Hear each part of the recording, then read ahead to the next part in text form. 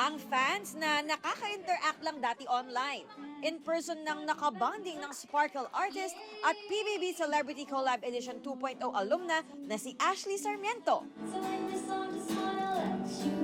Memorable para kay Ashley ang solo meet and greet with her supporters dahil first time nilang magkasama-sama sa 14 years niyang nasa showbiz. More than anything, sobrang na-appreciate ko po yung effort po and time po nila para po makapunta po ngayon sa fan meet. Thankful din si Ashley sa fans na naniniwala sa kanyang talents at bumoto para makamit niya ang kanyang recent award as Best Supporting Actress para sa pagganap niya sa GMA drama series na Akusada. Yung Akusada po talaga and as Amber Santos, pinaghirapan ko po talaga yung role po na yun while filming. So nakakatuwa po na na-recognize po ako ng VP Choice Awards. Kasama rin niya ang co-housemate na si Rave sa South Korea last month.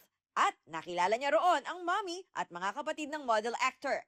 Inamin na dati ng dalawa na nasa courtship stage sila. Bukod sa project with PBB housemates, Ashley shared na may aabangan ang Ashrave fans. Actually, meron din pong paparating with Rave naman po. Pero abangan na lang din po natin.